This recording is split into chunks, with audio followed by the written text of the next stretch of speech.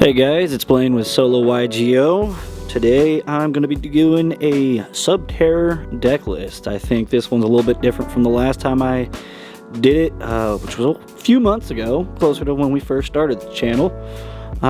Let's get into it. We're doing Subterrors. First off, the main man of... We'll get the question of the day later. We're going to start off with the main man of the deck, Subterror Guru. When he's flipped, you add a Subterror card from deck to hand, except for himself.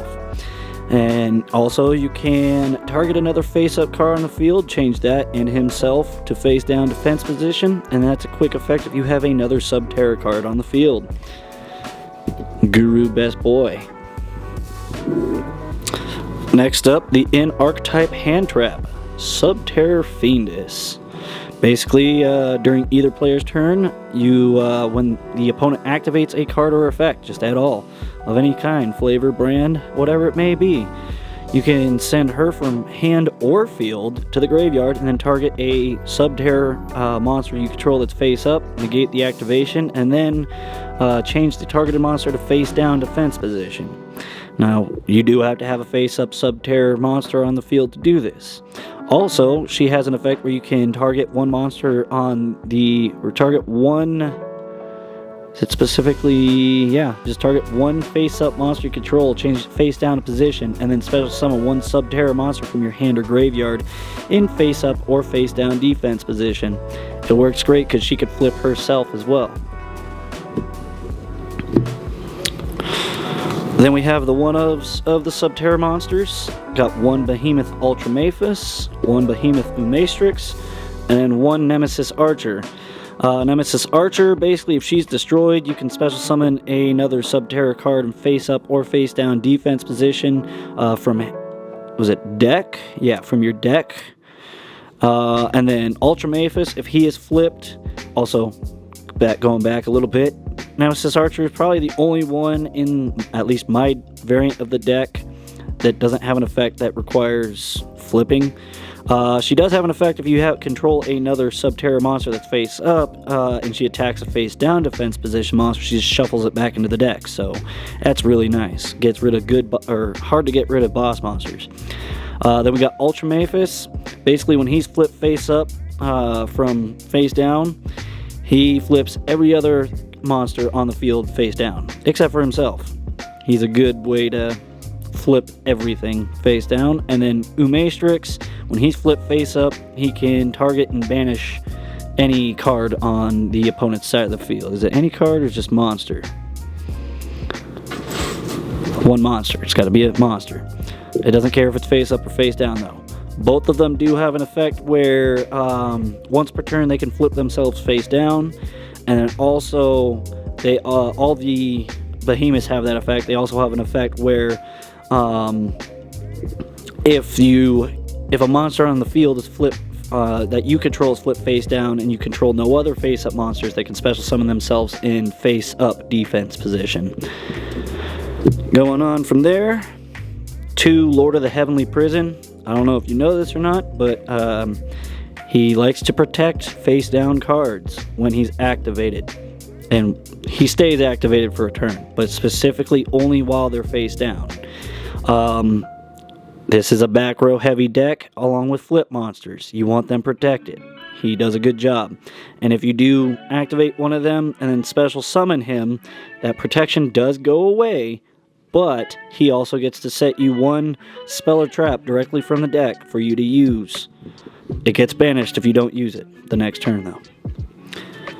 And then I got one Effect Veiler, one Ghost Bell. We know what they do. Last of the monsters, the two biggest bricks in the whole deck, Dark Magician and Red Eyes Black Dragon. Dragoon Go Burr.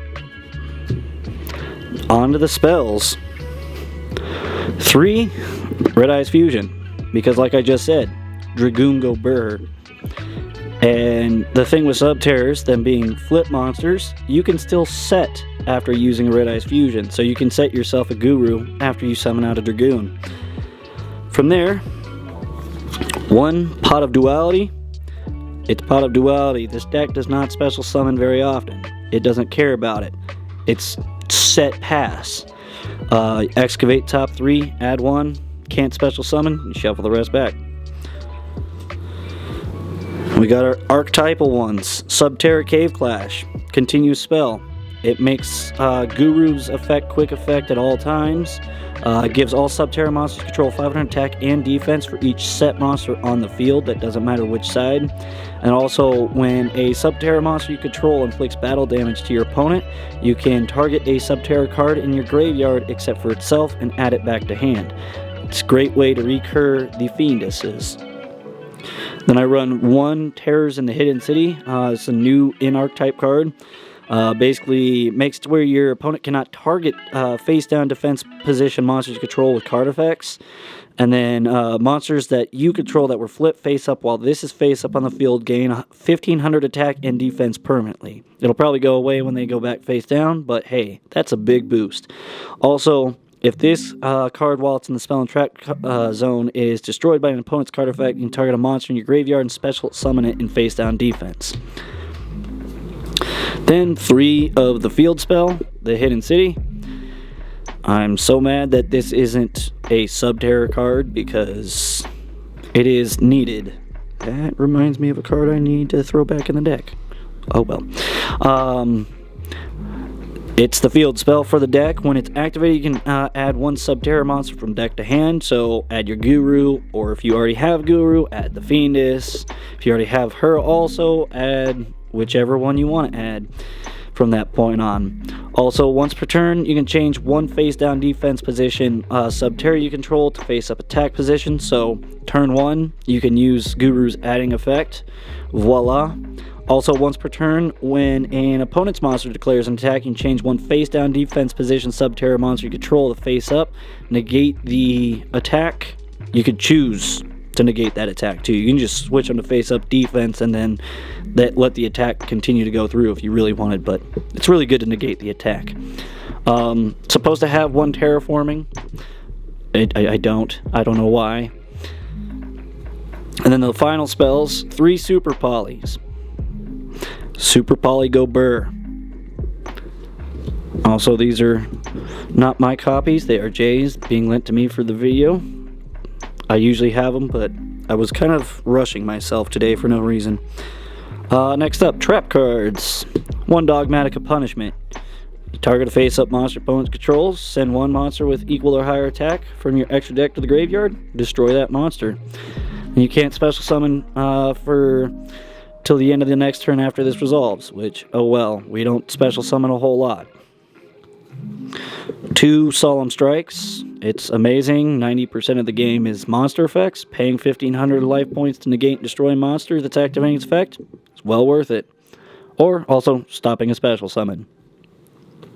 I run 2 Tikaboos, mostly because none of the Dogmatica monsters themselves share the same typing. So there'll only be 1 of them all. The only time I'll have an issue is if I go to summon Dragoon and I already have like Fiendus on field, or vice versa, because spellcasters. 3 of the best trap in the game and archetype, Subterror Final Battle. It's got 4 effects. The first one, you can change a set Subterror monster from to face up attack or defense. Second effect, you can change 1 Subterror monster to face down defense. Third effect, the attack and defense of 1 Subterror monster on the field become equal to its combined. So say it's Umastrix, who's 2,000, 2,700. Their attack and defense then becomes 47, 47. OTK enabling right there. And then the 4th one, the best one, this turn, activated effects of Subterror cards cannot be negated. So it just says no to stuff like skill drain, and my monsters just do what they want to do. Also, it has a clause on it where when it after resolves its effect, it goes back face down, and it's only soft OPT. So you can use multiple of the effects, as many copies as you have on the field. Next up, 2 Waking the Dragons. It being a back row heavy deck, you expect back row removal. You gotta punish people for the back row removing effects they like to pull, and it's fun. 2 Ice Dragon's Prisons, just because it's fun to special summon an opponent's monster from their graveyard to your field. I mean, yeah, its effects are negated, but then banish them if they share same type as one of theirs. If not, you can just keep it. You know, get yourself a good beat stick. Run 2 skill drains because why wouldn't I? I have the best trap in the game. My monster's still playing through. And 1 soul drain because, well, monsters in the graveyard are prevalent, always are, and there are many monsters that have effects while banished. It's nice to stop all those graveyard and banished effects. Let's go on to the extra deck.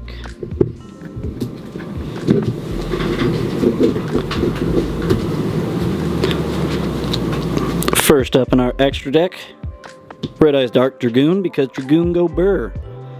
Can't be targeted, can't be destroyed by card effects. He gains 1,000 attack when he negates a card effect and destroys it. He can destroy monsters and do burn damage equal to the amount of attack those monsters had. And he can do that up to 2 based on the amount of vanillas used for his summon. He's broken. Dragoon go burr. There's a reason he's banned in the OCG. TCG got some things to get rid of him before it came here, but he be broken. 3 ints. It's a phenomenal card to send to the graveyard. You get to pop something on the field. 1 Garura, super poly target. 1 Mud Dragon of the Swamp, another super poly target. 1 Predaplant Trifaveritum, super poly target. I could switch him out with Starving Venom also. It takes 1 less on the field, but getting rid of 3 monsters for a big body that can stop a special summon from the extra deck is kind of broken too. Relinquished Anima. Can really only ever summon him out if I just have a standing defenseless spellcaster. Standing defenseless Fiendus on field. She's the only level 1 in the deck, but he is good to use sometimes. He's very niche, usually just fodder for stuff. 1 Nightmare Phoenix, because having spell trap removal is nice. 1 Asa the Earth Charmer. This is because they're all Earth monsters in the Subterror archetype. He's Earth, or she, I don't know. Dark Rebellion Xyz Dragon. He's just was fodder. That's another card I'm missing out of here. Okay, I used to have not Extrav, the other one. Yeah, Pot of Prosperity. I used to have a copy of that in here, and that's what he was for. Totally awesome. He's Awaking the Dragon target. Who doesn't want a Toads? Was he banned actually? No. No? Okay. I was thinking for a moment there, I'm like, wait, I thought he was on a ban list recently. Reed Raptor Ultimate Falcon. The strongest, highest attack. Mountain of a Wall. Alta target for Waking the Dragon. And then my last 2 targets for Waking the Dragon. Get that light back there. 1 Psyframe Lord Omega, because he's just got a really good effect. And then 1 Sword Soul Sinister Solve Keeksing Longwan, because he's got broken effects. I mean, if your opponent special summons a monster or at monsters, except during the damage step, you can banish one of those monsters and inflict 1200 damage, and then they activate a spell or trap card or effect. You can banish that card and inflict 1200 damage. He's kind of broken. He also... Is he the one that gains attack for amount of banished? No. No, he's just burning. That's a lot of burn. He's got control aspects. Good Waking the Dragon target. From there, let's go to our side deck, in which got my Called by the Grave in here. I got a Dogmatica Nexus.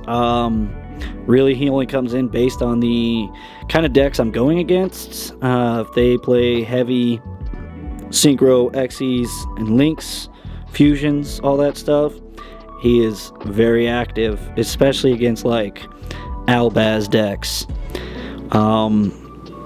He basically, you summon him by banishing 4 from either player's graveyards.